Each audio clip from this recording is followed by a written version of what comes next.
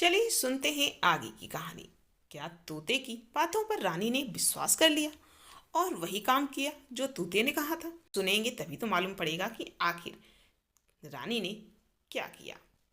तो चलिए शुरू करते हैं राजा वीरसेन की कहानी का आगे का चौथा भाग। आने वाले चैत्र महीने की पूर्णिमा के दिन तुम अकेली उस उद्यान में अवश्य पहुंच जाओ और जैसा मैंने तुम्हें बताया है वैसे किसी भी तरह से प्रमुख अप्सरा के शरीर पर पहना हुआ नीला वस्त्र प्राप्त कर लो। इतना कहकर तोता उस आम वृक्ष की डाली पर से उड़ गया। तोते के जाने से विरह व्याकुल रानी बीरमती की आंखों में आंसुओं की झड़ी लग गई। रानी बीरमती पूरा दिन रोती हुई वहां बैठी रही। संध्या समय होने पर राजा वीरसेन अपने परिवार के साथ आभा नगरी लौट चला। बीरमती भी अपने महल में लौट आई। कुछ दिन व्यतीत हो गए और कालक्रम के अनुसार चैत महीने की पूर्णिमा का दिन आ गया। रानी बीरमती को तोते की बात पूरी तरह से याद थी। उस दिन रानी ने दिन का समय ज्योतियों व्यतीत कर लिया। रात होते ही रानी ने वेशांतर किया और महल की दासी की नजर बचाकर वह अकेली ही महल से बाहर निकल गई और तोते की बताई हुई राह पर से होती हुई उत्तर दिशा के जंगल की ओर तेजी से चल पड़ी। अब तक रानी ने कभी रात के समय अपने महल से पांव बाहर नहीं रखा था। यहाँ तक कि दिन के उजाले में भी वह कभी अकेले नहीं गई थी। लेकिन आज वह स्वार्थवश वह असहाय अकेली रात के समय जंगल की ओर चल निकली। जहाँ प्राणी का कोई स्वार्थ सिद्ध होने वाला था वहाँ उसमें शक्ति, शौर्य, सत्य, निर्भयता अनायास ही आ जाती है।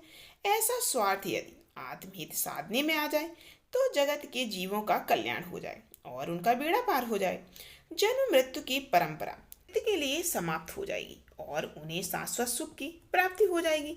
लेकिन स्वार्थ सिद्ध करने में अंध बनी हुई राजा वीरसेन की स्फट रानी बीरमती ने यह भी नहीं सोचा कि ऐसी रात के समय मुझे अकेले कहीं जाते हुए अगर किसी ने देख लिया तो मेरे पति, मेरा कुल और मेरी इज्जत मिट्टी में मिल जाएगी।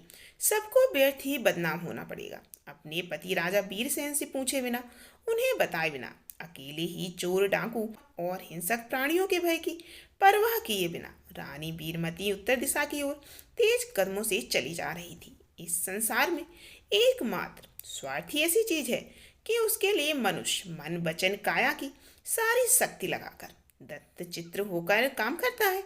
अंत में स्वार्थ सिद्ध होगी या नहीं ये तो भाग्य के अधीन है। प्रबल पुरुषार्थ दिखाने पर भी कार्य सिद्ध भाग्यहीन हो जाती है। प्रारब्ध का पीठबल हो तो ही मनुष्य का पुरुषार्थ सफल होता है और सिद्ध होता है। प्रारब्ध के पीठबल से रहित अकेला पुरुषार्थ सफल नहीं हो सकता। प्रारब्ध के अनुकूल होने पर ही पुरुषार्थ सफल होता है और प्रारब्ध के प्रतिकूल होने पर चाहे जितना पुरुषार्थ दिखाने पर भी मनुष्य को सफलता नहीं मिलती। यानी बीरमती अकेली ही निर्भयता से तोते के बताए हुए मार्ग पे चलती चली जा रही थी। चांदनी रात में रास्ते में अनेक मनोहर दृश्य सामने आ रहे थे। लेकिन उन दृश्यों को देखने में उलझे बिना वह अपनी धुन में आगे ही बढ़ती चली जा रही थी। जैसे मुमुक्षु मनुष्य मोक्ष मार्ग पर सिर नीचे कर चलते समय रास्ते में अनेक मनोहर विषय सामने आने पर भी उनकी ओर नहीं देखता है, उनमें आसक्त हुए बिना आगे ही आगे की ओर चलता जाता है। उसी तरह रानी बीरमती आगे ही आगे चलती चली जा रही है। बहुत देर तक लगातार चलती रहने पर दूर एक ऋषभ देव भगवान के मंदिर का शिखर दिखाई दिया। शिखर पर स्वर्ण कलश चमक रहा था। शिखर पर की ध्वजा हवा में बहने से लहरा रही थी। बीरमती ने मंदिर के प्रवेश द्वार में पहुंचकर निसी ही कहकर अंदर प्रवेश कर दिया। अंदर प्रवेश किया। ऋषभ देव भगवान की मूर्ति को उसने श्रद्धा से बंदन किया और दर्शन किए। भगवान की स्तुति का पाठ कर उसने 3 बार उन्हें प्रणाम किया। उसने अपने इच्छित कार्य की सिद्धि के लिए भगवान से प्रार्थना की और वह मंदिर के किसी गुप्त भाग में छिपकर खड़ी हो गई। उसे वहां बहुत देर तक प्रतीक्षा नहीं करनी पड़ी। थोड़े ही समय के बाद वहां भगवान की मूर्ति के आगे नृत्य पूजा करने के लिए अप्सराओं का एक समूह आ पहुंचा। सबसे पहले अप्सराओं ने ऋषभ देव भगवान को प्रणाम करके केशर, चंदन आदि उत्तम द्रव्यों से भगवान की पूजा की। परमात्मा की पूजा से पूजक पूज्य बन जाता है, नर नारायण बन जाता है, रंक राजा बन जाता है, जीव शिव बन जाता है। भगवान जिनेश्वर देव को पूजा संसार रूपी सागर पार कराने वाली श्रेष्ठ नौका है। यह शिव महल पर चढ़ने की पहली सीढ़ी है। सफल कल्याण की गंध है, सफल सुख का परम साधन है। संकट रूपी पर्वत का नाश करने के काम आने वाला वज्र है। शिव लक्ष्मी के लिए वशीकरण है। सकल दोषों दर्दों के लिए यह परम औषधि है। सुख सौभाग्य समाधि और सदगति देने वाला यह अपूर्व कल्पवृक्ष है। अप्सराओं ने भगवान की द्रव्य पूजा पूरी की। अब उन्हें भाव पूजा प्रारंभ करनी थी। विविध प्रकार के वाद्यों की लय और ताल पर उन्होंने अपने दिव्य नृत्य की कला से भगवान के सामने नृत्य किया। लंबे समय तक उन्होंने अनेक प्रकार के नृत्य किए। अपने कोकिल कंठों से भगवान की गुण गाकर उन्होंने सारे मंदिर को गुंजा दिया। बहुत देर तक मंदिर उनकी मधुर वाणी से गूंजता रहा। फिर वे सारी अप्सराएं मंदिर के बाहर आईं। मंदिर के बाहर एक निर्मल और सुगंधित पानी से भरी हुई बावड़ी थी। बावड़ी को देखते ही सभी अप्सराओं के मन में स्नान करने की प्रबल इच्छा हो गई। सबने बावड़ी के किनारे पर अपने अपने वस्त्र उतार कर रख दिए और स्नान के लिए बावड़ी में प्रवेश कर गई। मंदिर के गुप्त भाग में छिपकर खड़ी हुई रानी बीरमती ने यह अच्छा अवसर जाना। वह चुपचाप मंदिर से बाहर निकली और बावड़ी के पास आ गई। उसने बावड़ी के तट पर अनेक वस्त्र देखे। उनमें प्रमुख अप्सरा के नीले वस्त्र भी थे। उसने इधर उधर नजर दौड़ाई और चुपके से प्रमुख अप्सरा के नीले वस्त्र उठा लिए और चुपचाप मंदिर में लौट आई। उसने धीरे से मंदिर का दरवाजा अंदर से बंद कर लिया और वह उस नीले वस्त्र के साथ पहली जगह पर आकर छिपी रही। तोते के कहने अनुसार प्रमुख अप्सरा का नीला वस्त्र हाथ में आ जाने से उसका मन अंदर ही अंदर नाच उठा। उसे लगा कि अब मेरे कार्य की सिद्धि बिल्कुल निकट है। अब वह अपने मन में से एक चिल्ली की तरह अनेक प्रकार के मंसूबे बांधने लगी। इधर कुछ देर तक बावड़ी के निर्मल और सुगंधित जल में स्वेच्छा से नहाकर सभी अप्सराएं बावड़ी के तट पर आईं। सभी अप्सराएं अपने अपने वस्त्र लेकर पहनने लगी।